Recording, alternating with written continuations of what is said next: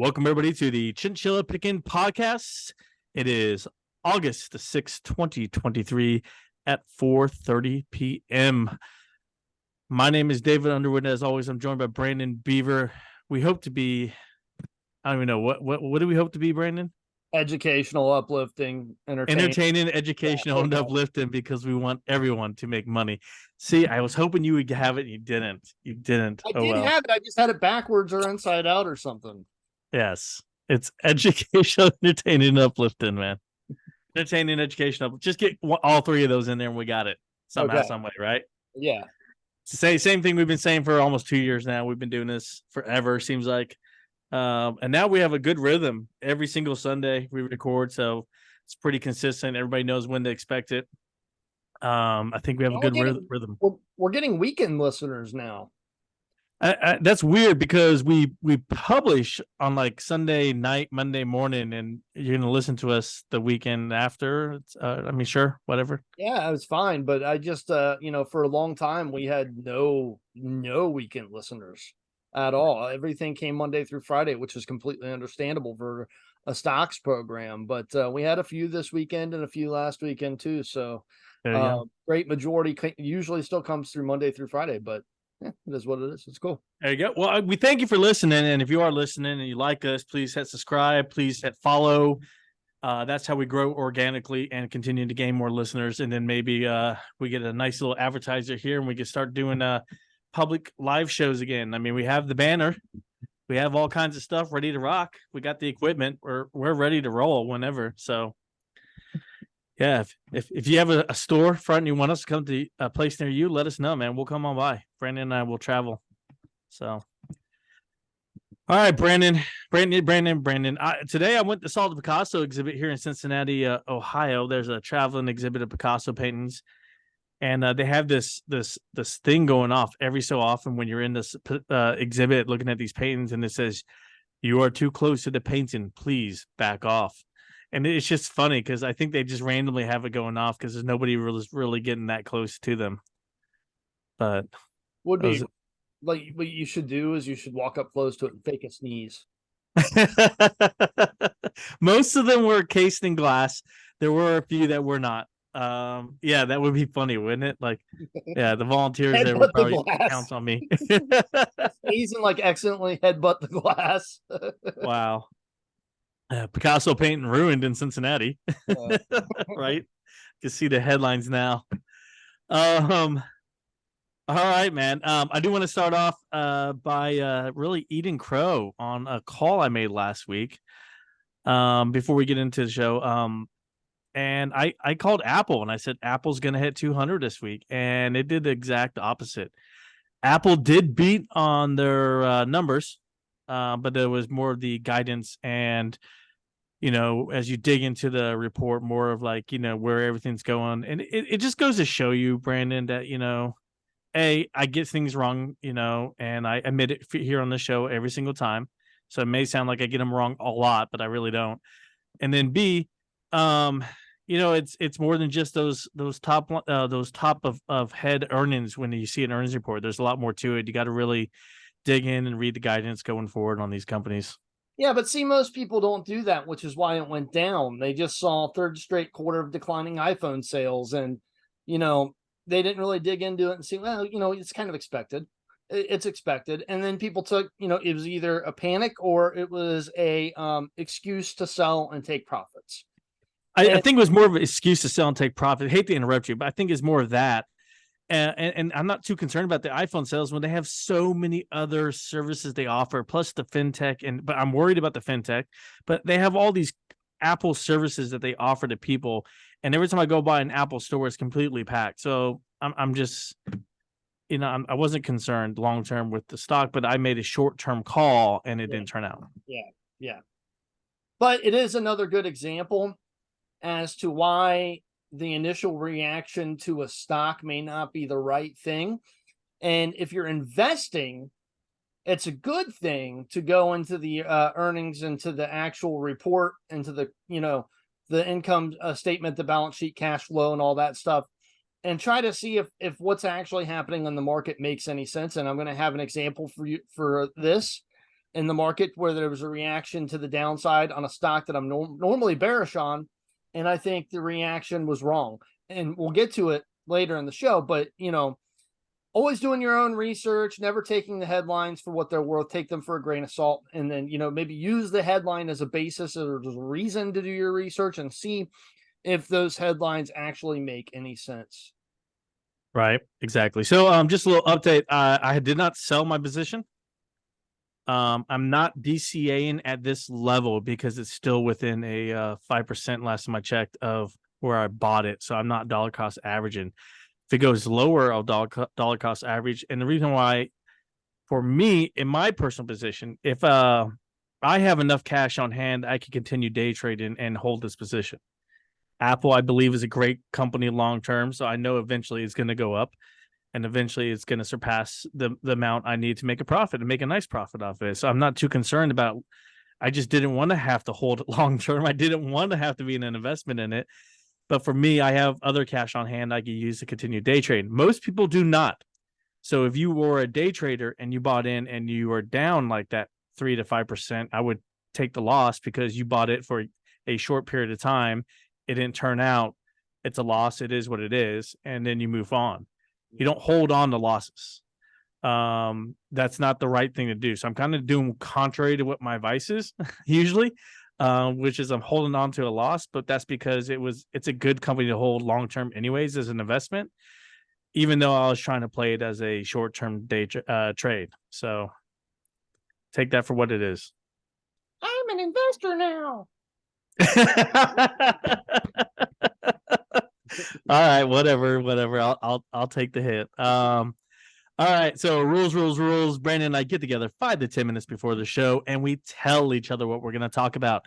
You actually hear the live discussion back and forth here on the show. That way we save it live for you, and we don't hide our feelings. Brandon, go ahead and go first, man. All right, Berkshire Hathaway reported earnings, and no surprise they knocked it out of the park. Berkshire's gains from investment in equities, $33.05 billion. This was in quarter two, and compared to a loss of $66.86 billion a year ago. This is another number that, once again, Warren Buffett tells us we shouldn't pay that much attention to, but I do anyways, because I like to look and see where their equities are. But these are unrealized gains. Last year, they were unrealized losses. So what does it really matter to the balance sheet? It does a little bit, but not so much compared to their cash on hand and their operating earnings. Cash pile swelled to $128.59 billion at the end of last year. And then it went to $147.377 billion at the end of this June quarter. So pretty large increase there of almost $20 billion. Third quarter operating earnings came in at $10.04 billion, higher than last year's $9.42 billion in earnings.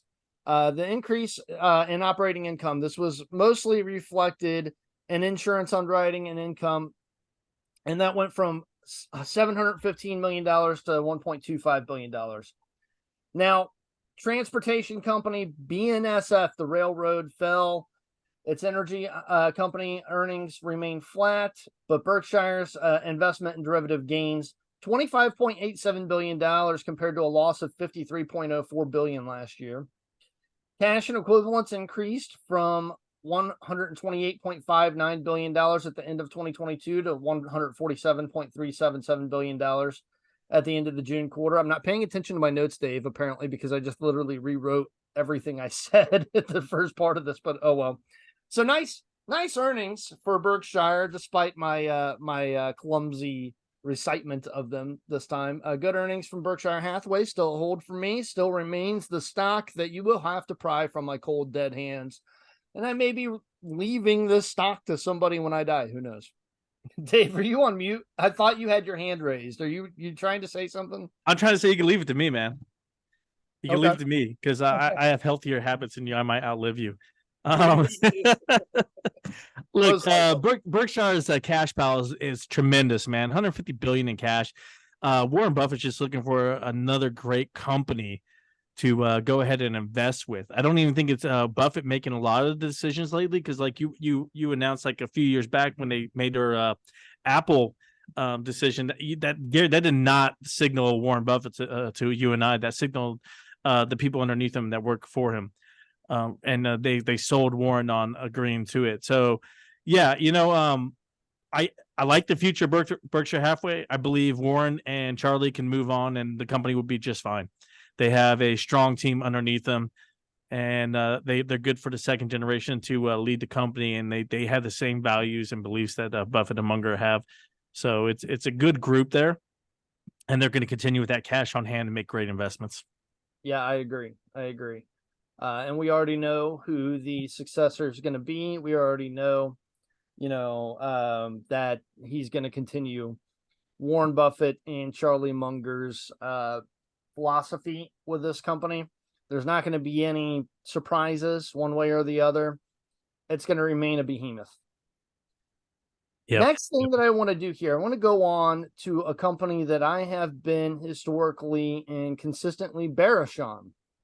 Now, I'm not necessarily going bullish on Robinhood here, but there was a reaction to the earnings that I think was kind of goofy.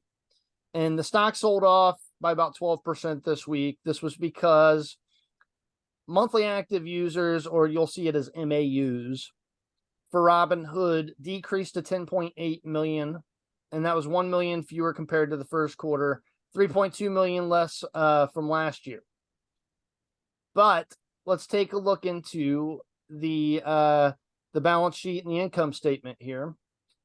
And I'll kind of show you why I don't really care that much about this. Actually, it seems like this company is starting a turnaround here. They turned a profit for the first time as a public company. That surprised everybody.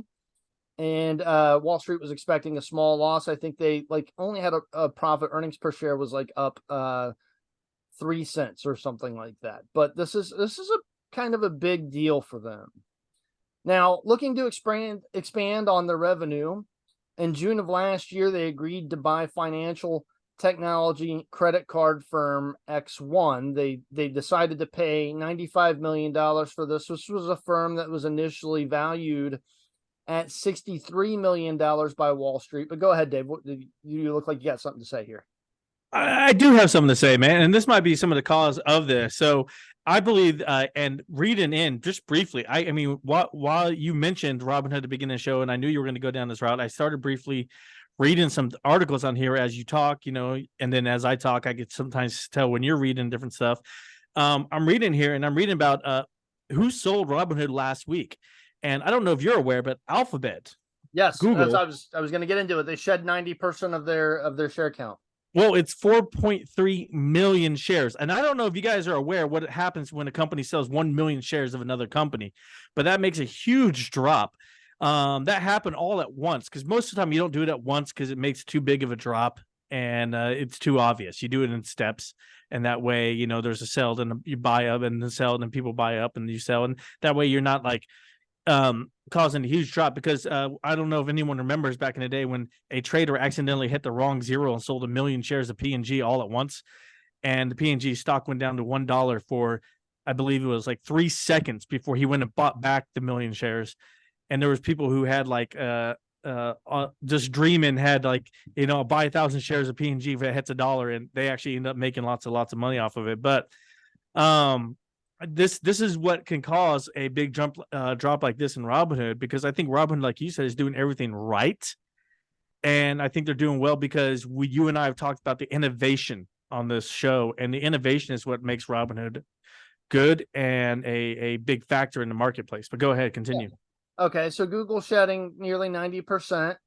I don't care so much about that. I mean, there's other things that Google has to that they have to, focus on, that they're probably going to put that money towards. And they've owned Robinhood since 2013, 2014, way before it was a public company, and way before it was on, Wall Street. So it doesn't really matter to me, because I don't know the reason. Google has not commented on why they shed 90% of their shares. But Let's go to what Vlad Tenev said on the conference call. In Q2, we reached a significant milestone by achieving GAAP profitability for the first time as a public company. I agree. That's a pretty good milestone there. If you don't know, GAAP, GAAP, that's generally accepted accounting principles. That's a common set of accounting rules, standards, procedures issued by the Financial Accounting Standards Board. Now, despite the profitability, the stock dropped 12%. Probably a lot because of Google. Google probably, initiated sort of a panic, and investors were kind of looking at the decline in users at a time when investment by retail stock investors has become frothy. At the end of May, they said that you look at Reuters. Reuters said that retail buyers were snapping up stocks, and they were snapping them up similar to when they were snapping them up during the meme stock frenzy of early 2021. So a lot of people buying stocks at the beginning of this year, and that kind of makes people concerned about the declining monthly active users for Robinhood. But if they're increasing revenue and increasing profitability with the users that they have, and nobody's really like talking about how much money and how much, in the accounts that the monthly active users that left had, obviously it wasn't much, it was nothing to put a dent in. So they're still making profit here, and they're still making revenue. So to put Robinhood's users and totals into perspective, though, and what people were looking at, the company had 18.6 monthly active users in November of 2021. And then they even had 14 million monthly active users in the ugly days of June 2022. Now, if you're looking at it right now, it's 10.8 million. So quite the drop there, I will say, but does it even matter? If you look at equity that Robinhood has in their balance sheet for their current clients right now, it's $160 billion. A year ago, it was $163 billion. Not a huge decline there, right?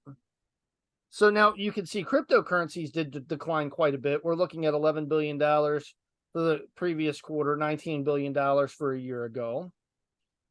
But the average account balance now is 3,836. Average account balance a year ago was $2,803. So basically, all the numbers you're saying means that the people who had left Robinhood are the people who were actually not the good traders. They only had like 10 or $100 in their account, and they were trying to turn their $100 into $1 million in 1 month, and they figured out that they couldn't do it, and so they got out. Yeah, and so net revenue for Robinhood, $486 billion compared to last year, $318 billion. Revenue, so I mean, way up, and it's been, by the way, for the past 4 quarters. It's been going up every quarter. So here's my question. So knowing that now Robinhood has a more stable user base of people with actual money in there to trade, and Robinhood is still leading in innovation in the trading platform sector of the economy here. Would you buy at its current price of $11.20? No. Why not? Why not? On it now than I was. Well, because here's the reason. Because I still think that there's a good chance we're going into a recession, and Robinhood's margin, the operating margin, is still only 4.11%. That's still a very thin margin. That still leaves them very, very susceptible to any potential recession that we may be having in the next year. Robinhood has escaped a big, I think a big problem that they could have had. If we would have had a recession at the beginning of this year, I still think that Robinhood could have had the possibility facing them that they might not exist after it. But they have worked very hard. They have turned things around. And so with that being said, it's a 4.11% operating margin. It's not great, but it's better than negative, right? And it was negative. And it takes a lot for a company to turn that corner. It takes a lot of hard work by their executives and by their employees to do it. They're on the right track right now. I'm just still a little iffy about the future, only because of the possible macroeconomic shift that we may be, seeing in the future. Jamie Dimon says there's still storm clouds. All right.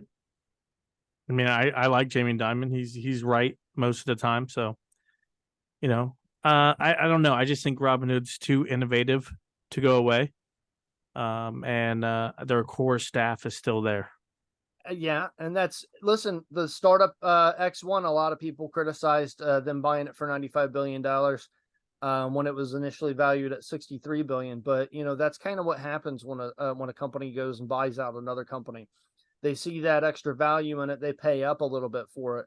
I think the thing that Robinhood was really looking at for X1, this credit card startup, is that they have a program for its users that instead of getting the rewards points back in cash or in discounts on products, you can use the rewards points to buy stocks, which is actually a really, really cool deal because you're essentially getting stocks for free if you're doing that.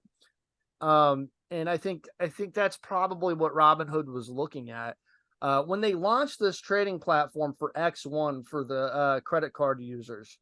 They said that it would give their card holders the ability to buy stocks using earned rewards points. And by using credit card points to buy stocks instead of cash or their savings, it's a safe way for many consumers to start investing. I think it's a good idea. There's no real downside for investing this way. It's technically free. And one of the companies that the founder, Deepak Rao, said that they were looking to compete against was Robinhood, but Hood bought them out. So another reason why I'm kind of iffy about Robinhood, price to sales ratio is still at 6.11 times. And that's way above the capital markets industry median of 3.3. Price to book's only 1.43. That's not that bad, but it's just kind of, there's some mixed signals here. I don't think that it should have dropped though. I think a lot of people are just missing a lot of the good news here. Despite the drop in monthly active users, equity under their contracts there, under their control, didn't really fall. Average account balance rose. Net revenue's been on the increase for the past year. And then if you look at total current assets versus liabilities, this is what I was looking at about 6 months ago when we first did the show. And I was worried about it because it was pretty flat. In fact, I think the assets were lower than the current liabilities.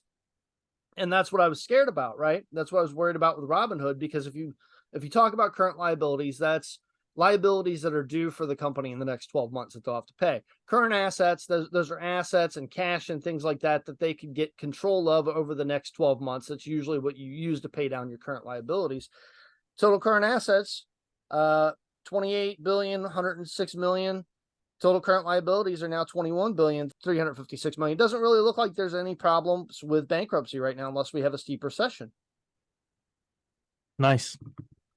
Adjusted EBITDA over the past 12 months, which ended June 30th, it's positive 395 million.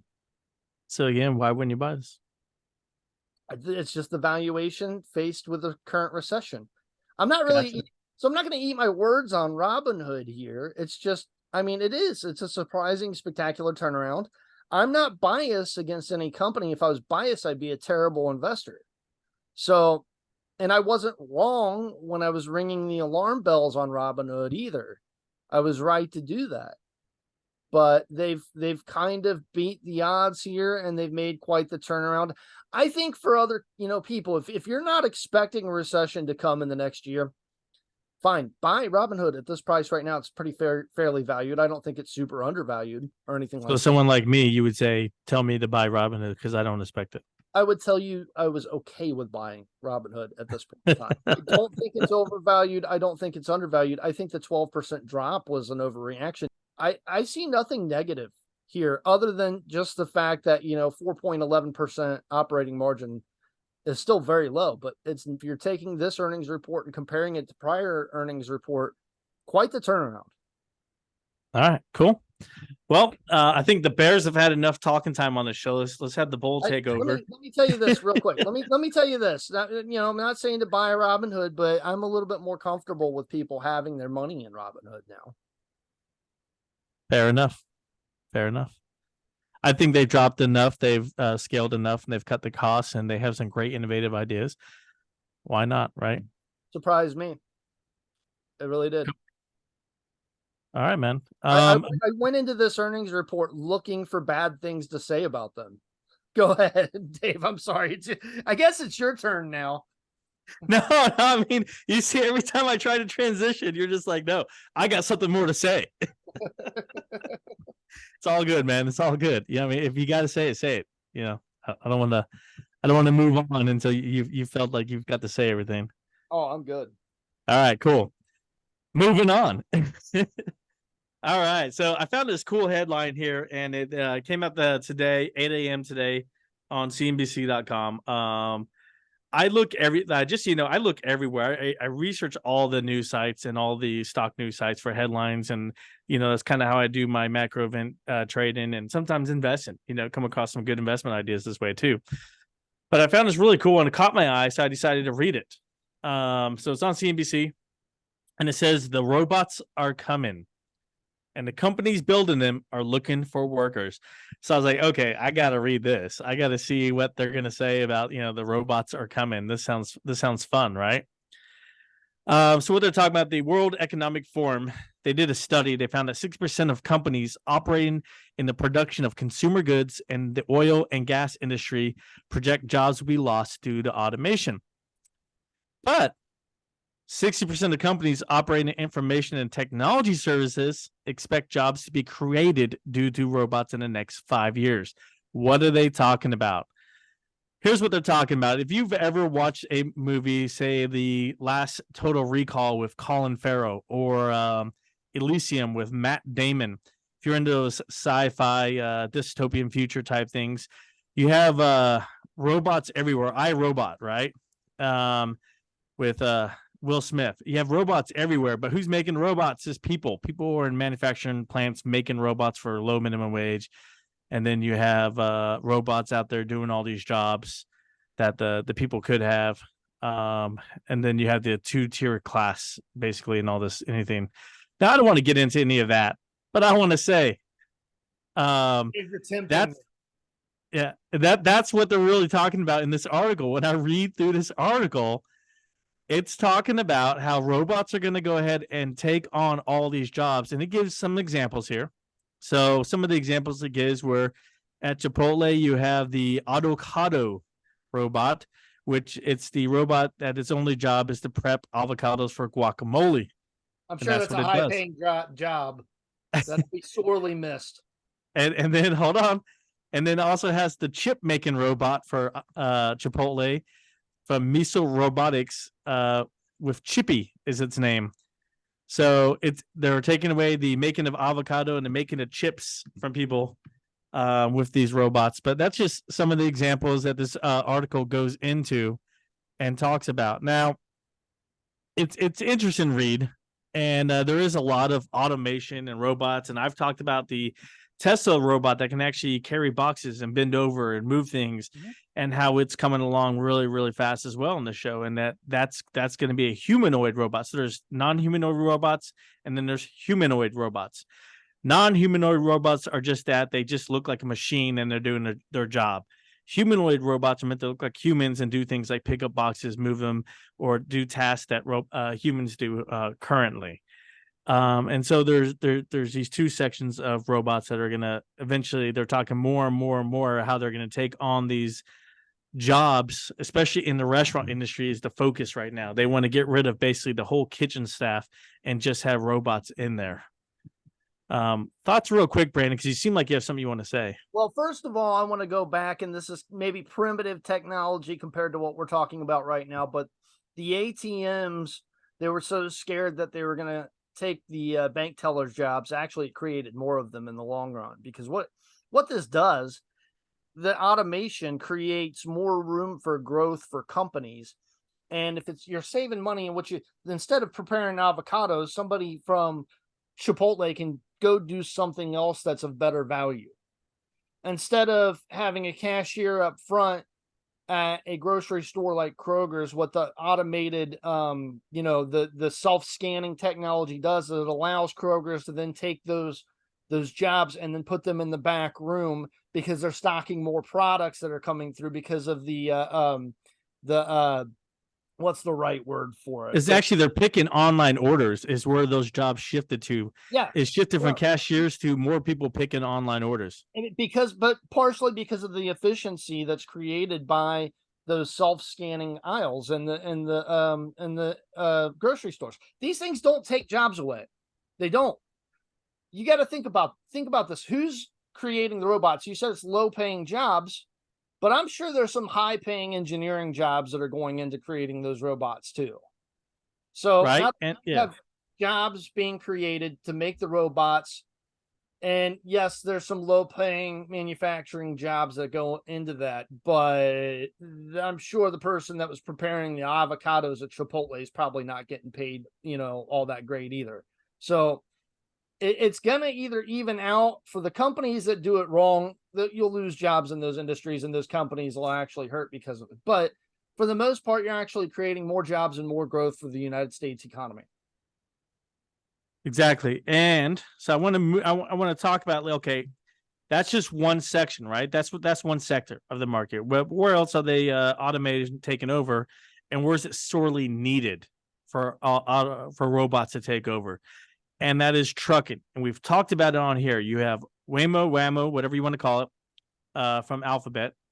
You have Uber self-driving cars. You have Apple self-driving cars. You have Tesla self-driving cars, and those are all in cities of San Francisco, LA, Phoenix, and Austin. Those four cities, you could go in those four cities, and you have all those companies have self-driving taxis available for your use. And those are going to be expanded nationwide here very soon, I'm sure. And I'm sure you'll have protests in New York and other cities like that where taxis are a huge part of the social atmosphere, if you will. But right, so you have it sorely needed in certain areas, and where you have it sorely needed is trucking. That's where you have it sorely needed. And I'm a little late to the game on this company, but I do like this company, and I'm talking about Aurora Innovation, right? Mm-hmm. And this is another one where I got some information from CNBC, but then I did my own research.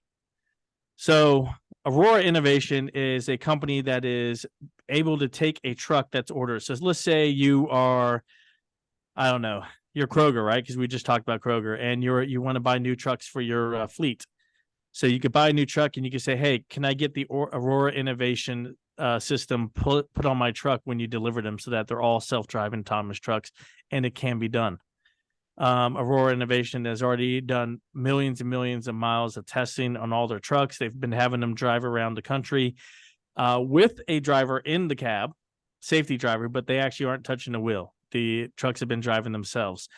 And they've been going everywhere. You see a lot of this on the LA to Dallas or LA to Austin routes. You see that with Waymo, you see that with Tesla, and you see this with Aurora Innovation, and you see with it used to be Uber Freight, but then Uber and Aurora really got together, because if you look at the financials, Uber has a 25% stake in Aurora, and Aurora has a stake in Uber. So they are trading information so that both can grow. So Uber's getting information from Aurora, Aurora's getting information from Uber, and it's a partnership that is so far working well for both. And Aurora really is the one that's really gonna really profit the most from this, because it's unlike Tesla. Tesla makes their trucks from the whole thing from ground up. Aurora is going to be an addition you can request on your trucks when you order them. Okay. And so that's the kind of the difference in Aurora Innovation versus Tesla. Now they are expecting to have trucks making deliveries. This is current headline, and this is what really made me like this stock. The current headline is Aurora's will have trucks on the road running routes across the United States with no drivers whatsoever in the cabs come 2024. 2024. So less than 1 year from now, we're going to have trucks running across the country with no drivers. Well, and can I add something real quick? Yeah, go ahead. The amount of fraud and theft that this is going to reduce, as long as those trailers are locked up securely and tracked correctly, is going to be phenomenal. And does the trucking company even have to have their truck stop at a truck stop if they don't have a driver and there's no repair problems happening? So let me talk a little bit about some of the benefits of this. The example that Aurora Innovation gave was it usually will take up to 3 days for a truckload of strawberries to go from LA to Dallas. So instead of 3 days, you could take the ship and get it down in 1 day, because you don't have to stop or you don't run out of hours. They don't take breaks, so on and so forth. They're only limited by the size of the gas tank or the range of the electric battery. So they're only limited in that regard. And there's also a savings on how much miles per gallon, because instead of having to go 75, 80 to make their time in order to get things on time, they could just go 65 the whole way. They don't have to speed, and they can actually have a gas savings because of that. And so it's more consistent, more efficient, and it's safer all around. As long as the tests continue to prove that it is safe, then it's going to be safer for everyone involved. Well, it'd be 55, right? Still, they still have to follow the 55 mile per hour trucking laws. Only where that's applicable. It's not applicable everywhere. Okay. So some places it's 65, some places it's 75. So if they, basically they don't have to speed in order to get somewhere on time. They could the computer will say, no, this is the speed we're going for the most gas mileage savings, and they're going to hit that. And so I think it's a good move in the trucking industry. I see Aurora right now. Let's talk about the stock. So let's go to the stock. I have it pulled up. They have a 22% institutional ownership, a 15% institutional mutual fund ownership. So a lot of this is owned by institutions and mutual fund. Insider ownership, 40% is owned by inside the company, which is, they really believe in this company. Here's the thing, though, is that is a pretty new, so it hasn't been around a whole lot, right? Mm-hmm. It did IPO at a higher rate than it's at now. I believe right now it might have a pullback. So right now it's at $3.06. It IPO'd back in November of 21, around $15, went up to $17.50 right away, and has come down quite a bit. And I believe rightfully so, because it hasn't produced a profit yet, because it's still building this out. Like they haven't produced a profit yet because they haven't been selling anything yet. Again, you're buying this well before they start selling and actually making money. They're still making and producing these things and innovating yet. They haven't even come to commercialization yet. So at $3, Goldman Sachs, who follows this, they have their price target right at $3, and they have a neutral rating. And so do a lot of other companies have a neutral rating and price target right where it's at. They believe that's where it's going to stay. The trade-in volume on this has really jumped since right around May, June of this year, when a lot of these things were announced. I'm a little late to the game, like I said, and that's why I'm waiting for a pullback. I see a lot of cooler momentum here. Like it had momentum, it jumped up, but then it comes back down, and then it goes up, and it comes back down. And it has bigger swings since it is a penny stock right now, because they're not commercializing and they don't have a product to sell yet. And so I believe you're still going to have these wild swings, and I say take advantage of the swings.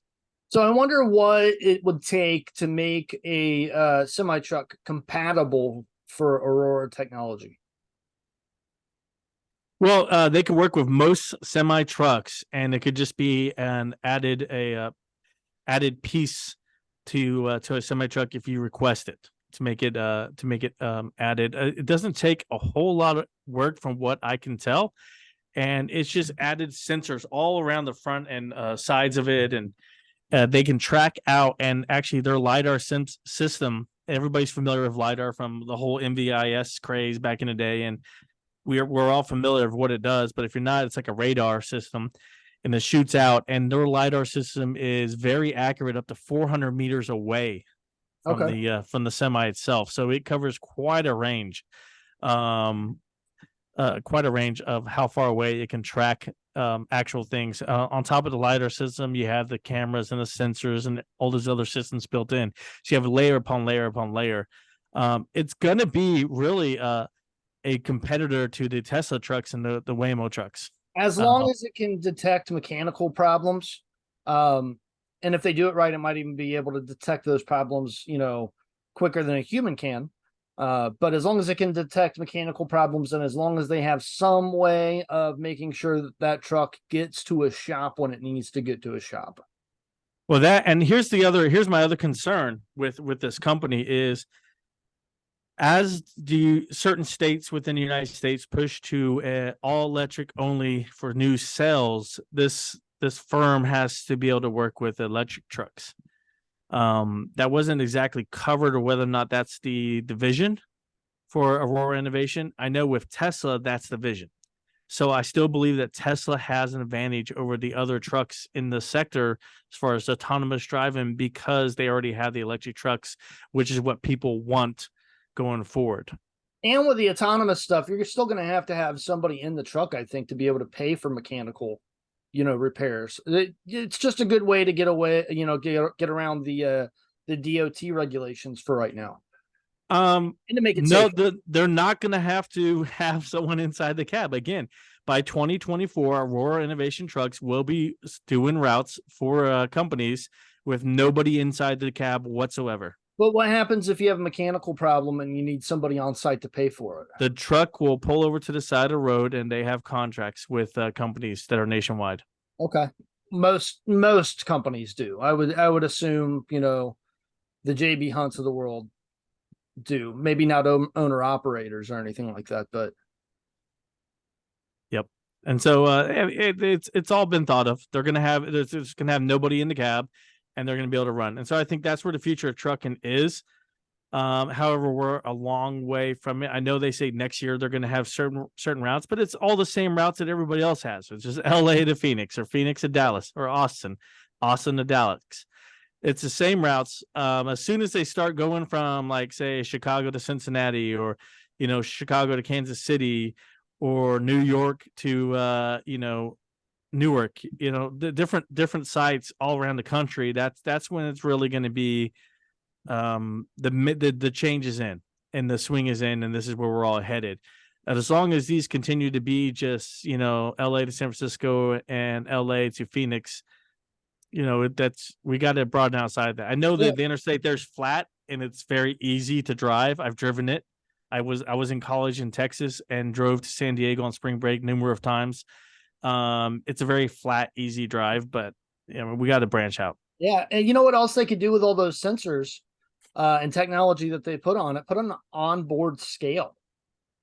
There you go. I mean, seriously. I mean, because if you're gonna load up a truck that doesn't have a driver, you need to make sure that it's not going to be overweight.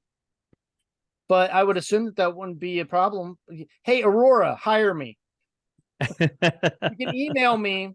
You can email me on my chinchilla picking email. I'll check it sometime next year. They are out of Pittsburgh, Pennsylvania. Okay. So Aurora Innovation, their headquarters are in Pittsburgh, Pennsylvania, but they are currently working out Dallas as well. Agree, though, right? Like with all those sensors and stuff, you could do an onboard scale. Nobody has them right now, I don't think. You have to drive 100 miles out of your way sometimes to get to a scale if you're a truck driver, and to see if you're overweight or not. And by then, you've been driving 100 miles to see if you're overweight. You might have driven 100 miles overweight. Put a scale on it. Solve that problem too. I think it's a great idea. Right now, we don't really have to worry about AI being smart enough to drive the freight, down into Mexico and then try to hold it for hostage yet. So lots of fraud and lots of abuse and things like that will be avoided by using this system if it's used correctly. But it's coming, and it's coming to the roads next year. That's my point. It's coming faster, so we need to start looking at that as possible ways to invest. I'm just throwing one out there. There's lots of other companies doing this, guys. Take a look at them. See the companies that make the parts that companies like Tesla and Aurora Innovation need. That's where MVIS a couple years back got to be blown up the way it did, because everybody thought MVIS was going to sign all these contracts, and instead other companies went with it. But there's lots of other small companies that are going to benefit from all these things. Start seeing who makes this part and who makes that system and who makes this LiDAR system and why is this one better than the others. And those are good questions to ask that will help you find a good, profitable one. Yeah. All right. One thing I want to cover, Lucid Motors. This is another headline that came out. They're going ahead and they're cutting the cost of their cars down some more. And this is all because of Tesla, the leader in the EV market in the United States has continually lowered the price tag of its cars because they found cheaper and cheaper ways to make them, and they're trying to maintain competitiveness. So other companies like Lucid are going to have to do it as well. Now, the problem with that is that Tesla can still eke out a profit margin while lowering the costs. These other smaller companies that aren't as big as Tesla may not be able to do that for long. Tesla can do this longer, hold out, and really financially choke hold these other smaller companies so they have to give up, and then Tesla can raise prices again. And I believe that's what Tesla is trying to do. They're trying to be so competitive that, hey, if you want to compete with us, you got to lower your prices even more. And now they're not making a profit. Thoughts, Brandon? Well, that, and then that's Tesla's one of the companies that I would worry about adopting the technology on their own to snuff out Aurora. But I mean, I'm serious. So it's just anytime you have a great idea like that, you kind of have to worry about like one of the bigger companies that's already established taking it and, you know, making it more mainstream before you can go public with it. Well, I mean, like I said, Tesla already has autonomous trucks out there on the road. So does Waymo. They have autonomous trucks out there on the road. They still have drivers in the cab. They're not planning to go driverless anytime soon. Aurora is the only one planning to go driverless next year. Yeah. So these other companies have drivers in the cab still. The benefit that Tesla and Waymo have is that they also can be EV vehicles. And Aurora seems to only be fitting currently with gas combustion or diesel trucks. I don't know if it is compatible with an electronic vehicle, an EV truck. So I don't have an answer for that. But if it isn't, then that gives Tesla and Waymo a huge advantage over them because that's the future. Right. Cool. One last headline here I want to get into real quick is, and this has to do with oil. Oil is a sector that I watch. I still think a lot of these oil companies are overpriced, man. Rig's overpriced. ExxonMobil's overpriced, but it's because of things like the Russian pipelines that continue to have problems and continue they quote unquote get sabotaged, whether or not they are or not. They are not running. Poland is actually taking upon themselves to fix some of the leaks in Russia's oil pipeline. By Tuesday, they're planning to get it fixed and get it flowing again, which I find this kind of weird because here's where global events, geopolitical events, are affecting the economy on a very direct way, and that is with oil in Russia and those events. Is that Poland moved its military, a big chunk of his military, right to the border with Belarus last week, beginning part of last week. And they basically were saying, Belarus, you know, back out of Ukraine, you know, stop pushing into Ukraine, or we got our military right on your border and we're ready to go in. They do this, but then now this week they're fixing Russia's oil pipeline. And so it's very tricky to think that, okay, they're going to continue doing business with a company that they're pushing the military right on the border of.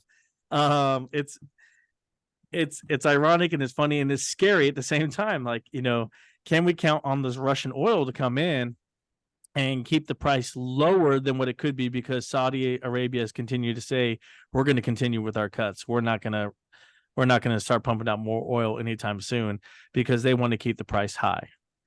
And that's where we're at right now is OPEC's continuing with their cuts.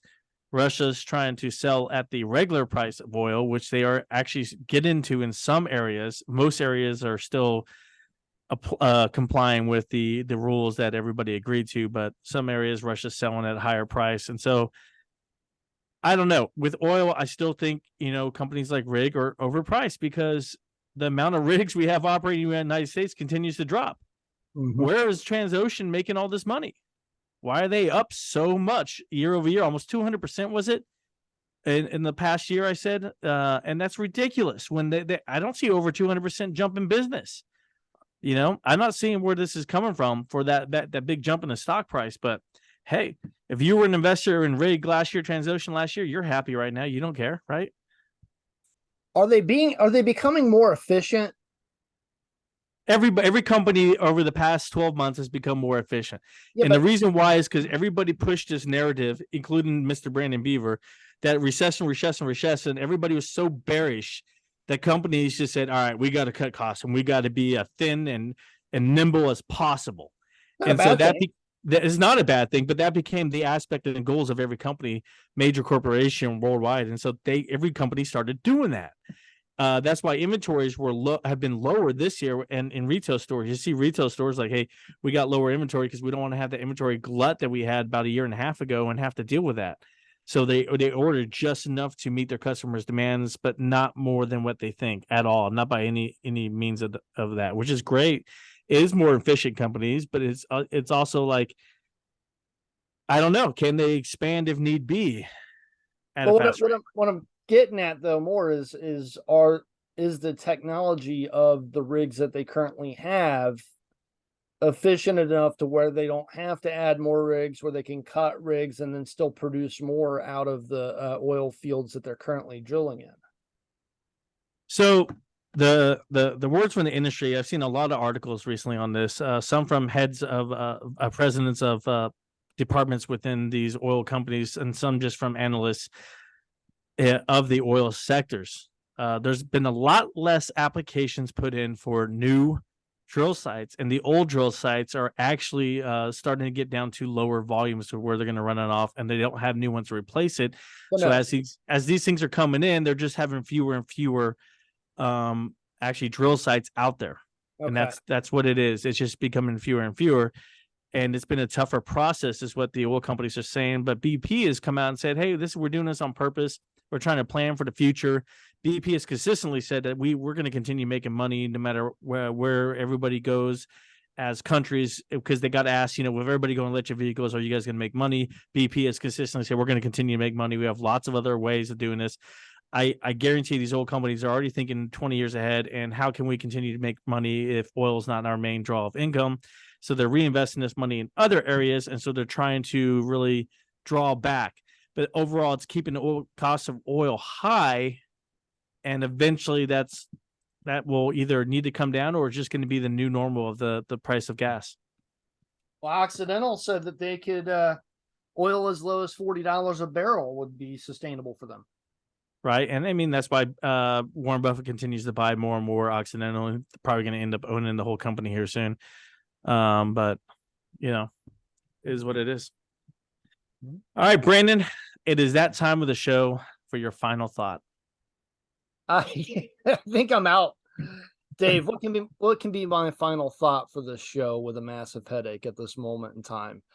Final thought, Robinhood turning the corner right now, maybe a very successful push in the right direction. So far, it looks like they're going in that direction, and it really surprised me to find that on this quarterly report.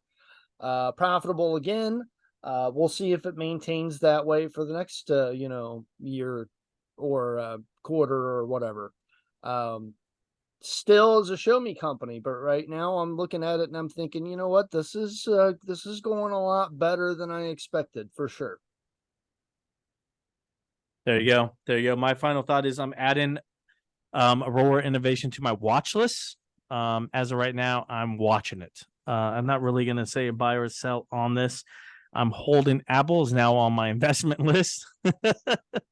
I would like to get it off my investment list soon, but I might be DCAing if it drops even further to kind of bring that cost down. And I'm also going to be watching Tesla very closely, because if the stock market takes another turn and Tesla drops another 10, 15, 20%, it might be in my buy range at that moment. So who knows? It's getting close to that range where I might buy in and make some money off of Tesla. But NVIDIA continues to be high. I'm continually a NVIDIA bear. I don't see that valuation being possible. What is the PE? 240 PE? Some outrageous number. I mean, when you look at the fundamentals, it's a great company. Don't get me wrong. They're profitable. They're making money hand over fist, but they don't have the infrastructure in place to make as much money as what their stock price indicates. Price to book, it's just not there. And so for me, I'm still bear on NVIDIA stock price. So here's a more intelligent put together thought for a final thought about Robinhood. With the monthly active users that they lost, first off, those are monthly active users. We're not talking about people who just invest or who are using their 401k service that they have, which Dave, you mentioned is actually a really good service, on a 1% match, I think it is, but still for, a company that's not your employer to offer that really good deal. Those people aren't monthly active users because they're just investing and letting it sit. And if those people are more sustainable, and if they wind up bringing in more revenue over the long term for Robinhood, then the 3 to 6 million people that they lost that were active in options every single day, and a lot of them eventually lost all of that money. If the customer base that they're aiming towards are the long-term sustainable investors, then they're in a better position. And once they start growing that user base up back again, if they're profitable right now at 10 million monthly active users, and they're able to add more monthly active users that are sustainable, then think about where they're going to be at, especially if they get back to 16 million. But you know what? The people that they have right now, that's their base. I like that better than the meme stock crowd. Right. But where did the meme stock crowd go? That's the question. Broke. Nice. All right. Well, we'll end it on that note. As always, we hope we've been entertaining, educational, and uplifting because we want everyone to make money. Have a good night. Have a good night.